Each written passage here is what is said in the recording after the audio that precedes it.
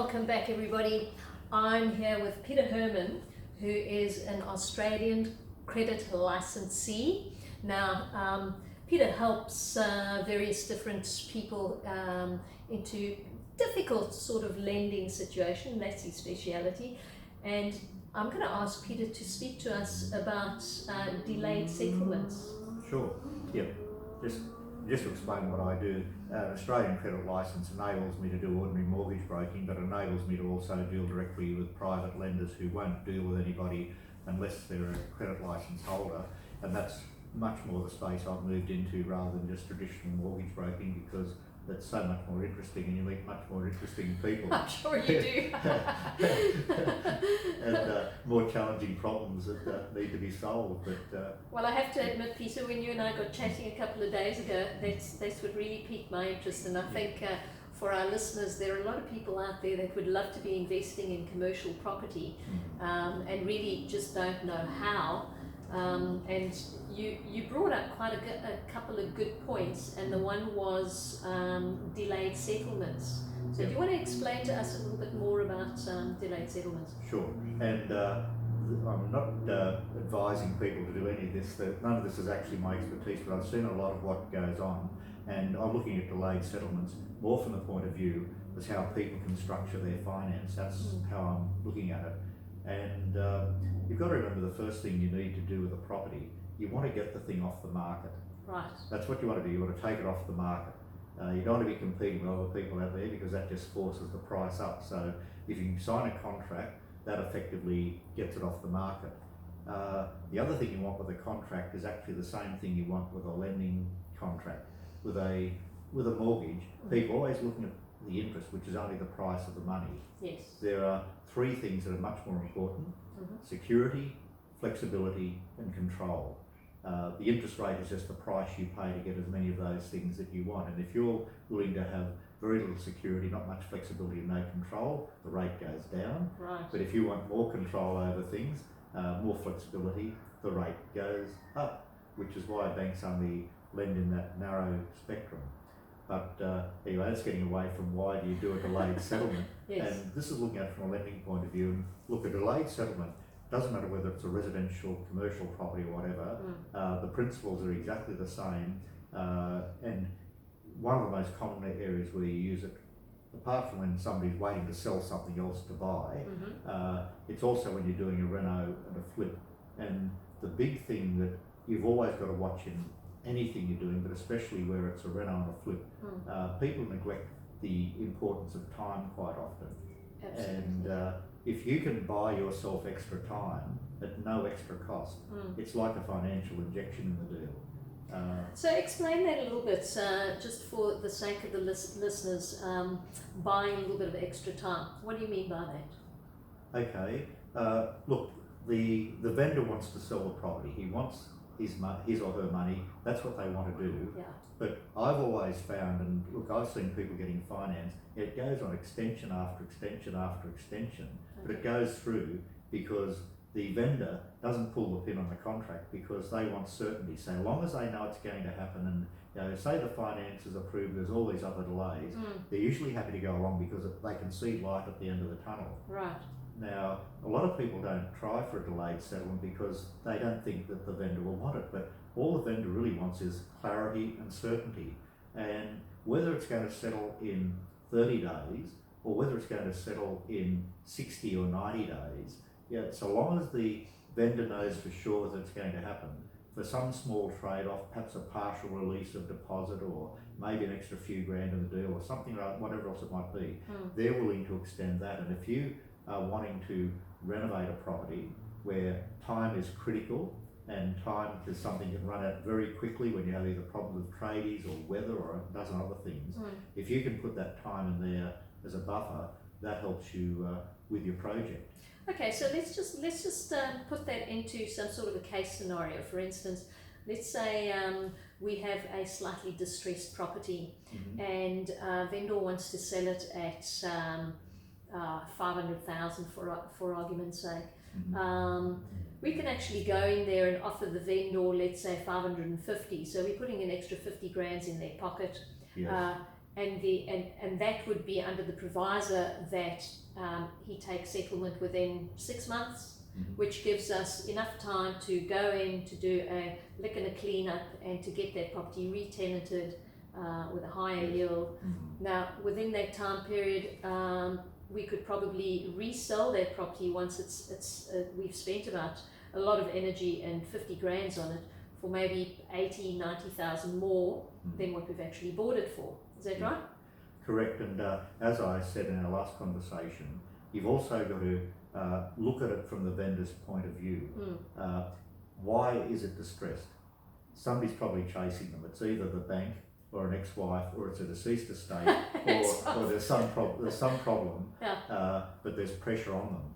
And sometimes that pressure is outside of their control. But what you see time and time again, let's assume it's distressed because the bank is chasing them. You invariably find if they've got a contract in place and the other mortgagee knows the money is coming, once again they want certainty and clarity. They don't want to go to court, it's time consuming and expensive. They're lenders, not lawyers.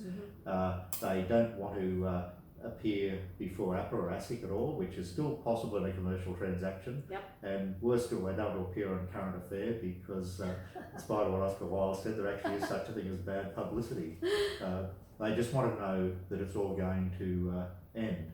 And if you can convince either, whether it's the lender or the ex or the other relatives or whatever it might be, once people, if you can convince them that there is certainty and clarity and light at the end of the tunnel, people will usually breathe a sigh of relief and say, well, at least we know it's going to happen then. So just a slight off the path over here. Vendor can actually use the documentation, so any agreement that you go into with them as a delayed settlement, they can actually use that agreement with their current lenders. Correct. To delay their lending. Yeah, and say if mortgagee in possession is impending, part of the sweetener in the deal might, for both the vendor and the lender, does rhyme, doesn't it? But part of the sweetener in the deal can be that you say, look, we will pay the interest on the loan up until settlement. Whether it gets deducted or whatever later on, but to just have to pay interest on the loan can often be a lot less than having to finance the whole thing and pay interest on your own loan instead of paying interest on somebody else's loan. Well, it kind of makes sense. I mean, if you make an arrangement with somebody to go in and renovate their property, and the trade-off is paying their interest for a delayed settlement, knowing that at the end of your delayed settlement you're going to be making a chunk of money, what we call a chunk deal, that's an absolute bonus. Now, we were talking earlier about stamp duty and transference, because one of the big things with flip deals obviously is stamp duty, because if you're flipping over 6 months, you're paying stamp duties, and then you're going to be paying stamp duties again, or your vendors, your buyer's going to be paying stamp duties. So just explain a little bit about that delayed settlement and the advantage of the stamp duties. Well, there's still real no advantage in delayed settlement, because if you have, every time there's a contract of sale, you have to pay stamp duty on it. And even if you have contemporaneous settlement with your buyer at the same time you settle, and you don't even have to find any funds, there still actually is 2 sales, and the government, I can assure you, will bill both parties for the stamp duty. But then again, the idea too is that if you're picking the right deal, as I say, you make your money on it when you buy it, not when you sell it. You should be buying the property with enough margin in there and have enough contingency that it should actually cover the stamp duty and other things as well.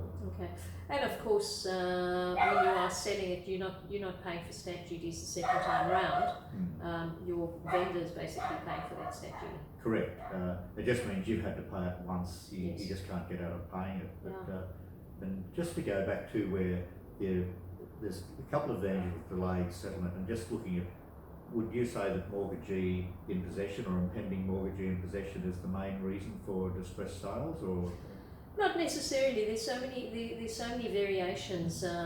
We often find properties where it's a deceased estate, or a very tired investor who's owned the property for the last 20-30 years and just couldn't be bothered anymore.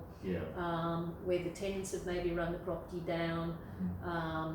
or they haven't kept up the maintenance of the lease as well as the tenancy. So there a wide range of variances on that.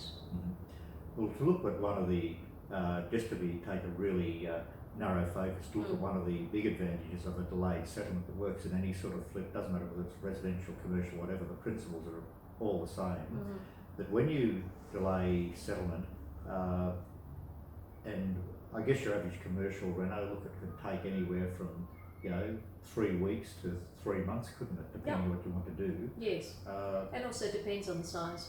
Yeah. Let's just assume then that you work on a 90-day settlement, but what you do, you put in the contract that the vendor will allow you to move in under license, undertake all the work that you need to undertake, and you can even write into the contract, so long as they agree to it, that during the course of the sale contract, you can even tenant the property as well. Now, it certainly ties you up quite a bit, so you want to be sure that you are going to get the outcomes. But one of the advantages from a funding point of view is that you've got 3 months to get your work done.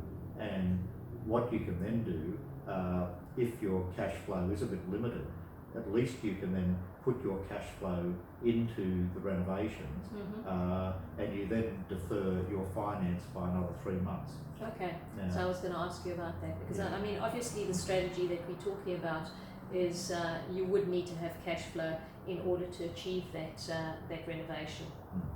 Correct, but what you can also do, whether it's commercial or residential, there's private lenders out there, and here's the upside of using a private lender. While you might pay more interest, you can get greater security, flexibility and control. The property, let's say you bought it for 600, you need to spend say 100 on it, but then it's going to be worth 950. Well, what you can do is that if you deal with the right lender, they won't value it on the contract price of 650, they'll value it on the higher contract price, what it's worth when it's finished. So you can actually get your work done, get it all renovated, pretty it all up, even put a tenant in there, and all of a sudden you have turned this property that really only was worth about 657, you've actually turned it into the higher value property.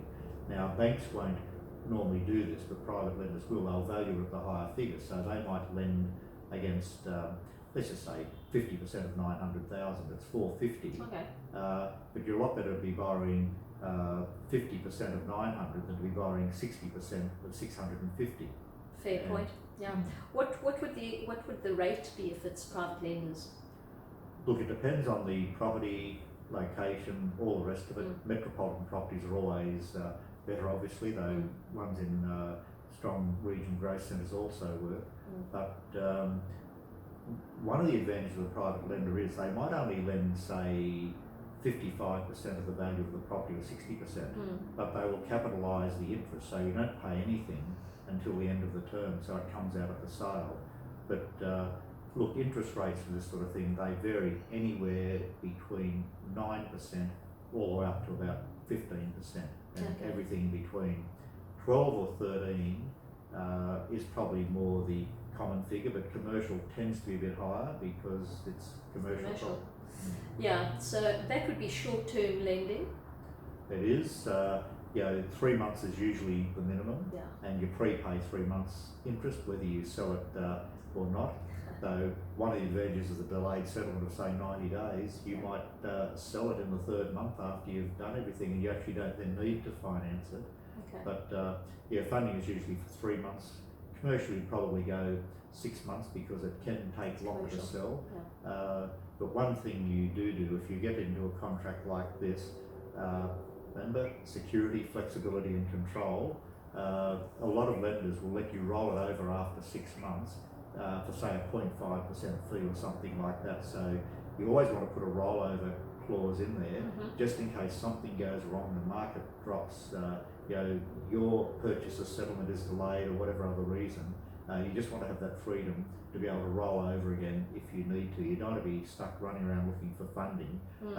When you're halfway through a deal. And you've already got your contract signed with your purchaser, Yeah. but he can't settle for another 30 days. Sure. Very good point. No, you definitely don't want to be stuck there. Which is why I said the whole thing about the delayed settlement. Yes. We just undervalue the importance of being able to buy time in a deal. Okay.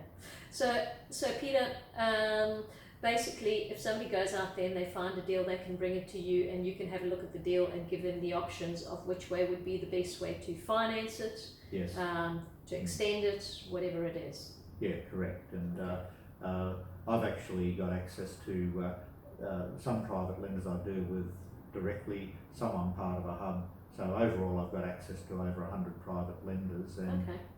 invariably you can almost always find somebody somewhere who will do the deal. It's just a question of whether it's acceptable terms and conditions. Right. Okay. So, as like this business, everything is negotiable. Yes, it is. Until somebody sticks their heel in, but then you'll find another deal that's more negotiable. Yes, and as they say, the deal of the century comes along once a week. Yes, I like that. Yeah. So just keep looking. Yes, keep looking.